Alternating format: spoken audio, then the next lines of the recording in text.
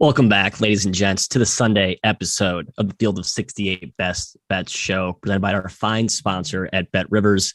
I'm Matt today, and yes, we are bringing back the floppy bucket hats, trying to resurrect some of that good juju that I had from Friday. It was a selfish play, guys.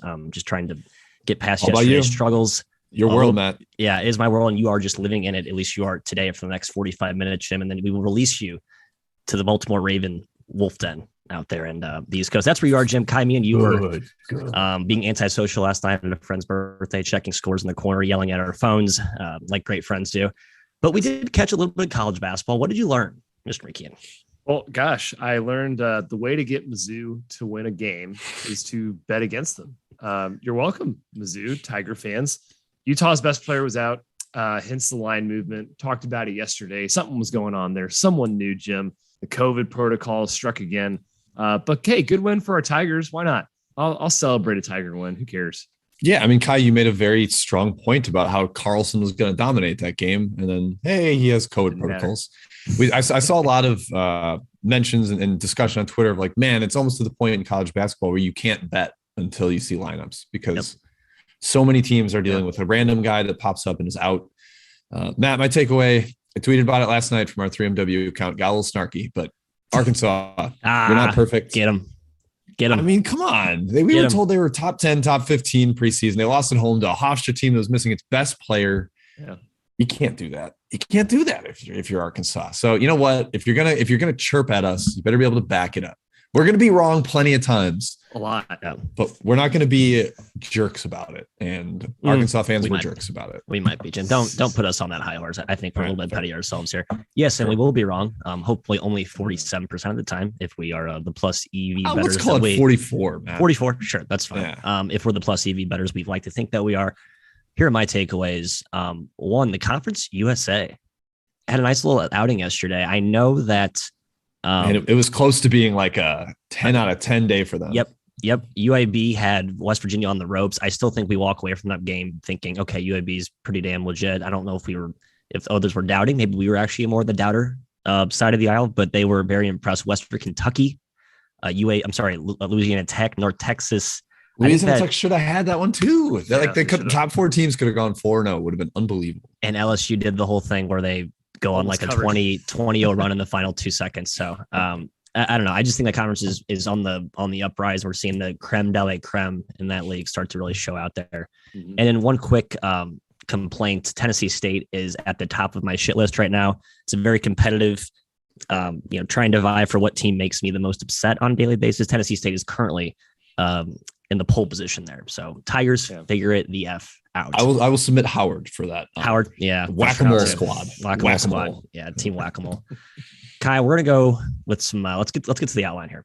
Not a huge slate today, but a decent collection of games. Had a few cancellations, unfortunately, but still a pretty good chunk of matchups to go through here. We're gonna start with Texas versus Stanford, and for me, this is about Stanford. I know you guys probably have some more Texas takes than I do, but Stanford is kind of who we thought they were. Right? They've struggled to score. They're a little worse than a little worse. They were, right? Yeah. The defense has not been there, Jim. You look at some of their metrics on that end, and I think we thought that the guys they had coming back, even without the loss, or even without Oscar da Silva, really haven't guarded that well. And Harrison Ingram's been awesome as the freshman, but he has no help. And I think we're starting to kind of see them settled into where they're accurately priced. But Jim, laying double-digit points with Texas does not sound like a fun recipe for success. Where are you on this one? I kind of lean towards the under, Matthew. I know you mentioned Stanford's defense hasn't really been there, and you're spot on. It has not been as good as we expected, but they are big. They play pretty slow offensively. Texas plays mega slow offensively. Just no interest in exercising the talent that they have on that team. Yeah. It's very bizarre. Spencer Jones was out last game for Stanford. He matters. Big shooter. Stretches the floor. Not sure if he's going to be back out there today. I saw day today with the lower leg injury. I think he actually might play. We'll see. And I mean, like, they won by 11 against Dartmouth, but that was in overtime and they were down like 13 in the second half. Like that is another misleading final score. Dartmouth was the better team that day and Stanford was able to pull it out late. But I like the under, and my gut tells me we get a good Texas, like, oh yeah, Chris Beard with this much talent against a team that's probably underperforming. This feels like 72-46 to me, or some disgusting thing like that. Yeah, and Stanford's definitely capable of losing by 30 or 40. Yeah, little bit of a gut lean, Jim, here. Texas blows them out. It's kind of what I'm thinking. I think they put forth a good effort here. Stanford's had real ball security issues. I think Texas definitely exploits that in this game. And it's going to be a chore for the Tree to score, Matthew. Yep. A chore to score. Very good. For the Tree. Good rhyme time.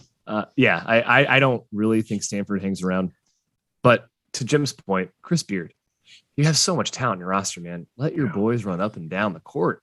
I don't get it. I don't get why he's slowing it down so much. I know that's his MO, but gosh, he has more talent than he's ever had, Matt. Also worth mentioning, this game is at T-Mobile Arena, Jim. So in your neck of the woods, but you are not currently in your neck of the woods right now. So you won't be able to be in person and affect some line movement either direction. All right, next game, New Mexico going to host SMU. Speaking of whack-a-mole, Jim, all we've done since we hopped off the Pony Express is we watched SMU cover, and they've been at home. They're a different team at home. The opponents haven't been great, but they've looked better. And, I think this is starting to round into form, a team that we thought was going to be good, but we always think they're going to be good. So maybe we're always just, stubbornly attracted to the Tim Yankovic allure. But, this is a tough spot going to the pit. New Mexico, a team that we like, team's been very good this year. Line's been bet down pretty sharply. I believe it opened 6, now down to 4. What's your angle here? Well, I like 6. I cannot tell you to take 4 here, but can we get a good pit home crowd here? Like we need the pit to be rocking in Albuquerque. I realized while we were talking about this game right now that I dreamt last night that Jalen House is out for this one. And I was like, oh no, shit. Why did I take New Mexico? But I think that was just a dream, unless he actually is out. And then I'm going to feel like I have some so Jalen House was in your dreams last night. Wow. Not him himself. I just read an injury report that he was out. And that's how my brain works these days. It's not great. Some people talk about it dreaming about work. Well, I do too. Yeah. Hey, ball is life, Jim. Ball is life. So I get it, man. So I still lean towards New Mexico here with the home spot, but I would have liked to get 5 as like an actual recommendation to the people. So that's kind of a tread lightly. SMU also a little bit of a whack-a-mole team, very up and down, especially half to half, not even just game to game. So lean towards New Mexico, Kai, but not at 4. I don't want to push the people for it. Yeah, arguably Mexico's been almost as good as SMU, just about as good. I don't know. I mean, SMU's been so inconsistent. I like my New Mexico boys. They've been solid this year. Yeah, it was been good. And now they're at home, and usually a good home crowd. Obviously, we've talked about, we're not totally sure how these home crowds are faring over this particular time period because we are close to the holidays. Fun guard battle, Matt, between House, who hopefully is in, and Kendrick Davis. For some reason, I'm leaning towards the under on a sleepy Sunday, but both teams play pretty fast. So that's a hold your nose bet if you're taking the under in that game. Nothing really on the side for me. Yeah, same. I think Jim said it, but you as well, Kai. Just the early numbers been poked, and now there's nothing left for us. So the remnants have gone, unfortunately. I guess if you're really into the SMU Pony Express that we used to tout, then maybe you buy back here. But I like New Mexico too much, and I respect the home court, especially on a sleepy Sunday. Could be a dead spot pre-Christmas for the road ponies. All right, we're staying out west, headed out to the desert, headed to Phoenix specifically. A very fascinating handicap here, Jim. We have Tempe, Arizona. Matt. Don't disrespect Tempe. Sorry, the Phoenix area, the broader Phoenix proper domain, whatever you want to call it. Yeah, Arizona State's going to play San Francisco, and our Dons, a tough loss last night, man. 48 points against Grand Canyon. I know it's not the same Grand Canyon team as last year. It's a good defensive team, but not one that should hold those Dons to 48 points. They need this one tonight. I think at large is certainly within reach for them, but they cannot afford back-to-back losses here against Grand Canyon and Arizona State. I think they get it done tonight. I just think they come off that loss last night motivated, even though it's a tough back-to-back spot.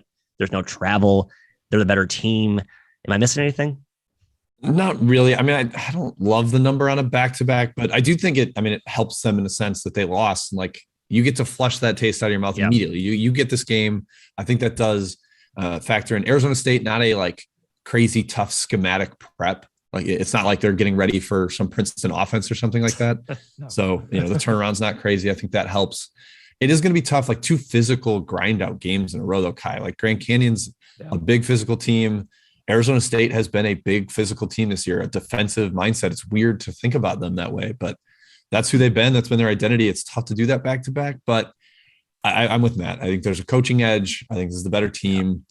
So gut leans towards San Francisco. I had a slight number lean to Arizona State, and I turned my nose up at that. I said, ew, no, thank you.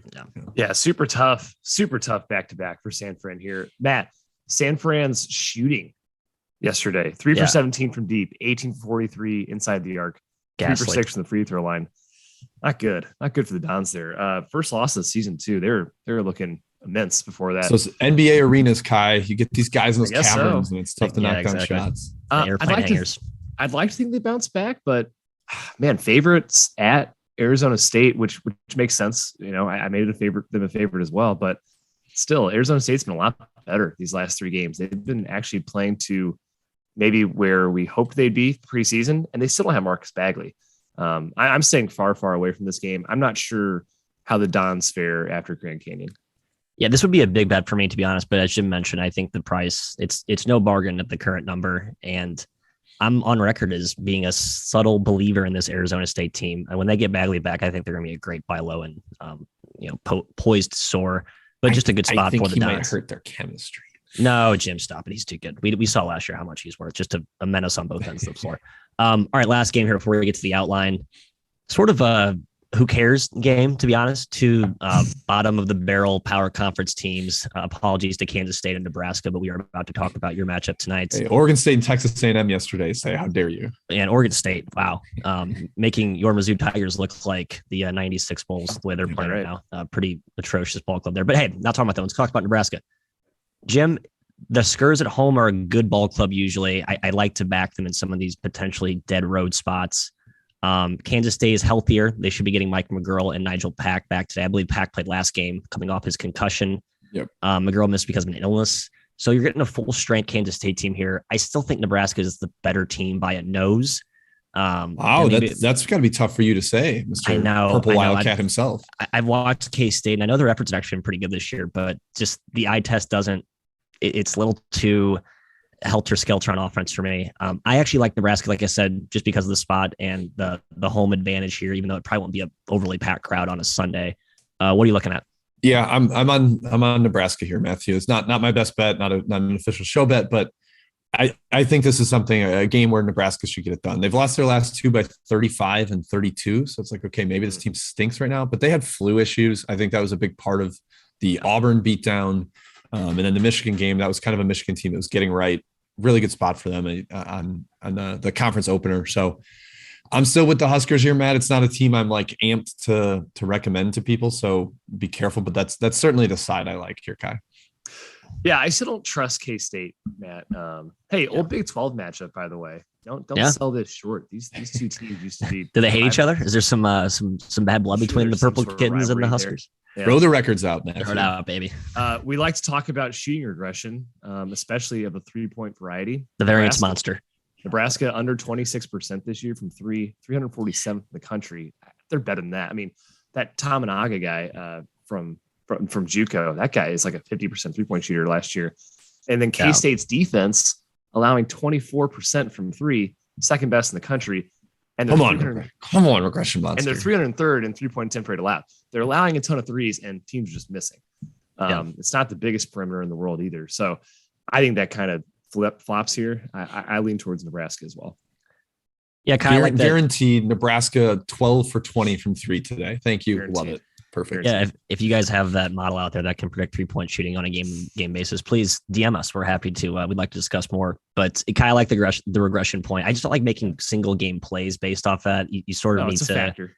It's almost like you want to add the K-State or Nebraska stock to your portfolio and let the regression play over a larger sample. But I do lean the Skurs. We'll see how it goes. Well, Matt, if you're putting it in your portfolio, it starts with 1 game. That's today. Yeah, that's right. It's gotta start somewhere. I see a few chatter inquiries. Do we have any specific requests? Who's running Czar today, Jim? I believe that's you, correct? Yep. I think we just got 2 so far of games that are not on the outline. So I'll go to you first here, Matt. Ray Paez asking Army at LIU off the extra board. I mean, LIU stinks. Is that as simple as it needs to be, or is there more to this? Yeah, Army has the categorically better backcourt here, just in a nutshell. I don't think LIU deserves much of any for home. It's not like an easy travel, but it's also New York City, and the Army's been off for forever. I don't like LIU's guards at all. They have some size up front, but I think Army can run circles around them with their offense and their more dynamic guard play. So I do like the ground troops, as we call them. Yep, ground troops. Jalen Rucker, I'm in. Let's go Army on the road. Love Rucker. All right, Kai, you get maybe a sore subject for you, so I apologize. Oh no. Tim Kafer asking about Portland. Sorry, headed to Montana State. Instinctively, Kai, this one felt a little high, right? Yeah, it does feel high. Portland's been Portland last couple games, kind of trailing off a bit. Now they're still plateauing. Yeah, they're still way better than Terry Porter's Portland, but they're playing like Portland. They don't have super great mid-major players yet. 10 points does feel like a little bit too much. Montana State though is well coached. They can get it done. I'm very on the fence in this game. Yeah, Portland gets out athleted fairly frequently right now. They're still not quite up to the level there, and Montana State's not like some monstrous team. But Bello and Adamu, the wing, is a really dynamic slasher. Yeah. Bishop's a very quick guy on the ball. I'm not sure Portland has an answer for him either. So yeah, numbers slightly into Portland, but I can see how this one would go south quickly for them. Mm-hmm. I believe that is it for questions not in the outline. We will get to Fairfield-UMass in a second. Yep. Charleston is canceled, sadly. Irvine Duquesne we will get to in a second as well, Bernie. So, all righty, Matt, back to you. That looks like I had a pretty good outline put together. Way to go, me. Oh. And hey, back to it we go. Monmouth hosting Colgate, two mid-major darlings, Mr. McKeon.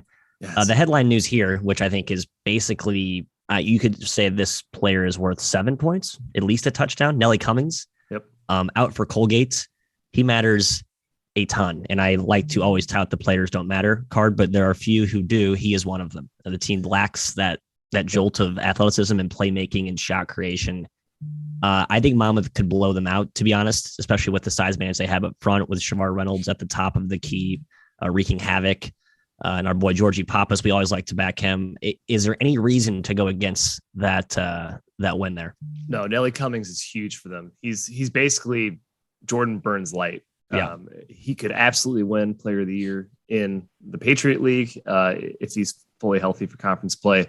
Yeah, he matters. He's point guard, scorer, does everything. And Monmouth, man, hey, 11-0 against the spread.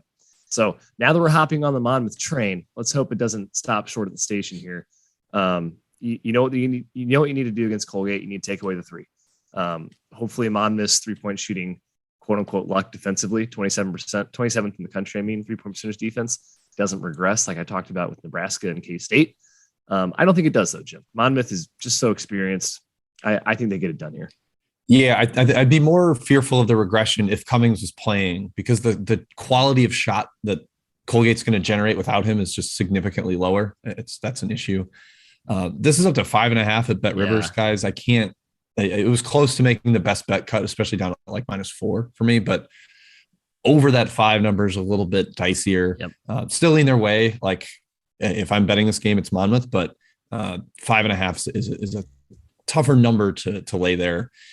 I'm excited to be on Monmouth though, Matt. It's, I want to see how this gravy train feels to be on. I know I was on it a few times earlier. It seems like I've gotten off the gravy train a little prematurely. But I wish you guys both luck there. I was looking at the total in this game. Over felt right to me.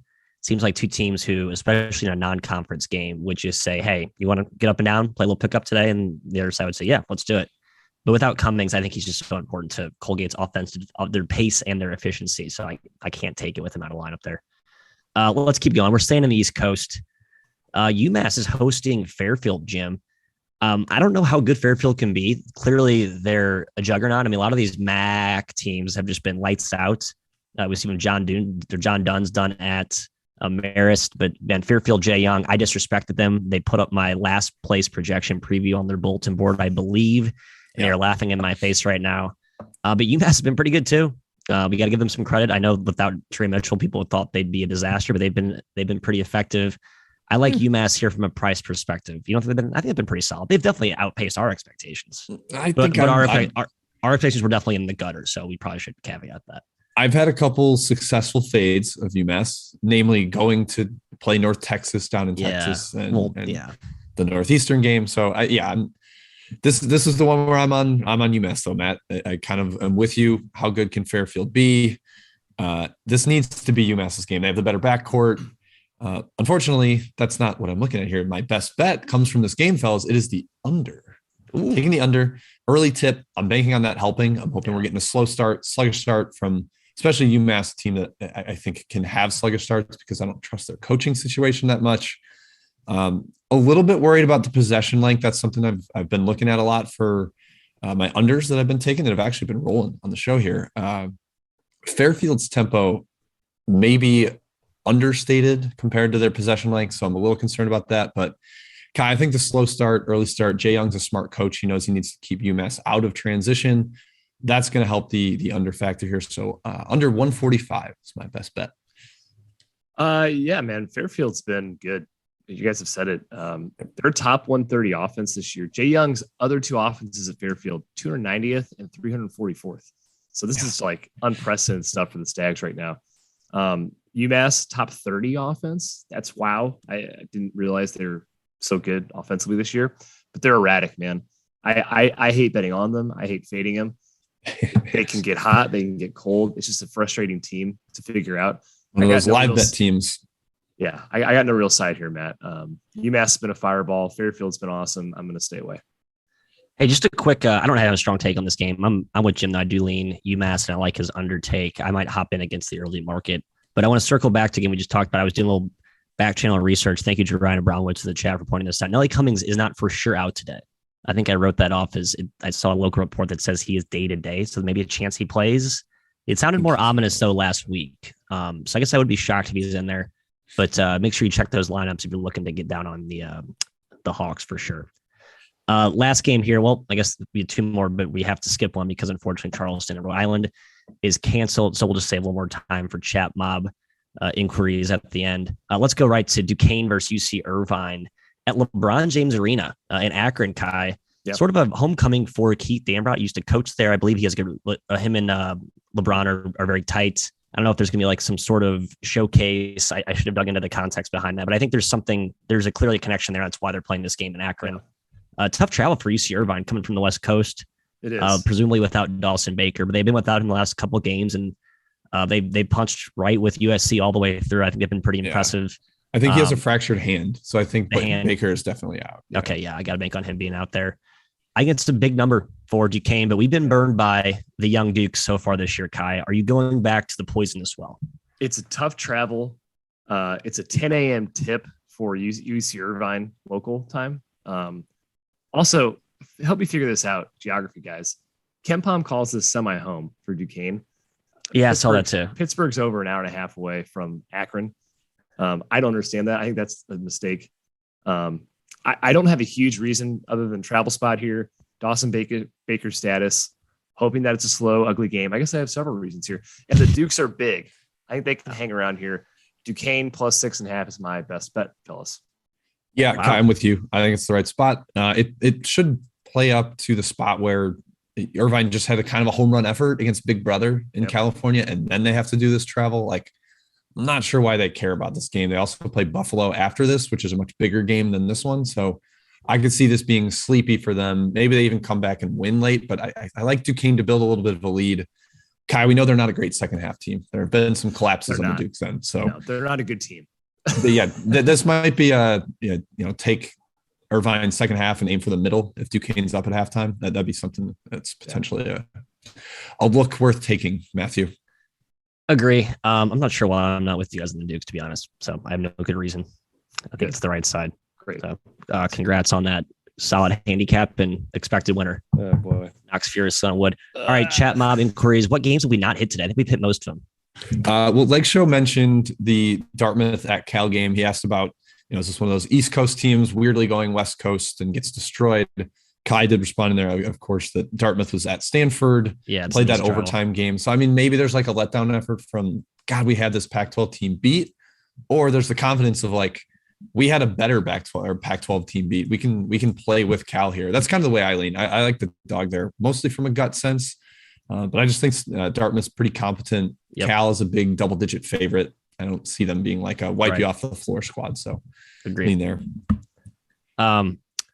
Hard agree. Actually, I'm thinking about adding to my best bets list from the hip, but I'll make that decision when we get to best bets. Jim, anything else in the chat? No, Billy Pilgrim just mentioned Vermont. That game is postponed, unfortunately. Yeah. Them in Northeastern are out. There's definitely several postponements out there. Northern Illinois UIC from Howie Ree. Oh boy. Northern Illinois stinks, Kai. Yeah, they're terrible, man. Like one of the worst teams I've watched this year. IUPUI, Northern Illinois. That's basically the two worst teams I've seen with my own eyes. So I would hold your nose if you're going to take that bet. UIC is not a juggernaut by any means, but yeah, sheesh, NIU's terrible. I actually kind of like NIU. I think 11 is a lot for a UIC team. It ain't 11. It's 9 it's and up a to, half. I thought I got up to 10 and a half. I'm sorry. Right. Okay. If it hit 10, I'd consider NIU. That's a big number for a bad favorite. The Flames. Matt, he also asked about Robert Morris. They're headed to Bowling Green. Yep. Bowling Green might have some guard absences. I know Gordon's been out, and but sometimes it matters, sometimes it doesn't. Robert Morris is pretty bad. Not a team I've enjoyed backing this year.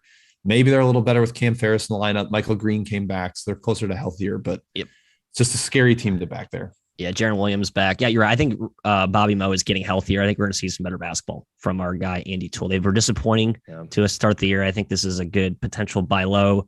But Bowling Green's hot. I think they've covered and won their last 3 despite those guard injuries. Matheny, Curtis, Gordon, I believe, are all out today. But they played the last 2, I think, without 2 of those guys. So they've adjusted, I guess, with the new normal there. I lean Robert Morris, I guess, sum it up. All right. Last one, Matty Marquardt. Asking Mercer and FGCU off the extra board. Kai, I'd right off the bat, I like the under here. We don't know if Alvarez is going to be back for Mercer. That's obviously huge, big for their offense. What do you think? Yeah, that's the key. I would love to bet Mercer +3, but I can't do it without Alvarez. The knowledge there. Gulf Coast has been good this year, but finally, I think Mercer's one of those sort of buy low teams. I don't think they're being respected in the market quite yet, but it makes sense if Alvarez is out. Wouldn't touch him right now.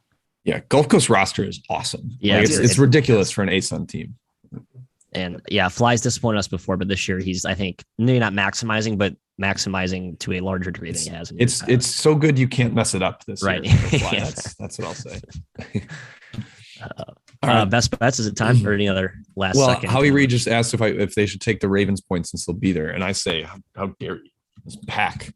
Yeah, I'll be on Ravens. GPG, baby. Go Pack, go. I'm on Ravens. It's a lot of points to lay on the road, though. I will admit that. Okay. Yep. Matt, that is it. Let's hit best bets. Well, I was tempted to maybe add Dartmouth there. The more I thought about it, we talked ourselves into it. But I'm taking an even larger road dog today in UT Arlington. Head to Oklahoma. Should be pretty easy travel. I think it's sort of a dead whatever home spot for OU, so not a lot of home advantage there. UTA is playing, as Jordan Majeski so astutely pointed out, they're playing like a 3 big lineup more frequently this year. I can't pronounce any of their names. I think Mwamba's one and the other 2, but like they're very long and they pass the get off the bus eye test. And I think it gets an Oklahoma team where you can negate their positional size and length across the board, especially up front. I think this game can get ugly and they can make this a rock fight. And I just think 17.5 is a mountain to climb for OU, who is not a good large favorite. I think I like OU as a dog, but as a large favorite, I'm looking to punch against them. So let's go Maps. Yeah, I'm leading your way there, Matt. Hey, 3-hour drive from Arlington to Norman. Yeah, easy. Thanks, Google Maps. Two podcasts are there. Boom. Do you care that Pedro Castro had back surgery and is out? I mean, he's been bad this year. Yeah, he's not been good. He's just, I think some of these guards, a few other examples come to mind where like Carlos Marshall for Tennessee State. I just think some guys are active liabilities, and I don't mean to be mean, but I just think certain teams are better off without certain dudes, and that guy is in that same camp. He left last game with a back injury, and then Coach Greg Young posted a picture of it's a selfie where he's like in front of the hospital bed that Castro's on, and he's like, "My guy had back surgery." And it's just like his face is way zoomed in. It's like, all right, guys, like he's way too happy that he's not going to play. No, I'm joking. That's so go UTA Mavs. I'm going to Kai. You've already summed up your best bet, but hammer it with a nail. Let's go. Duquesne +6.5. That's the best bet. Hope they stick around with old UC Irvine. Okay, your enthusiasm is oozing. Jim, what's your best bet, Big Doc? Bad boy. Fairfield and UMass under 145. Again, I'm concerned. Both these teams' offenses are better than their defenses. UMass especially, maybe the most lopsided team in terms of one side or the other. Hopefully get a little shooting regression there too. UMass has been scalding from deep, and so have their opponents. Yep.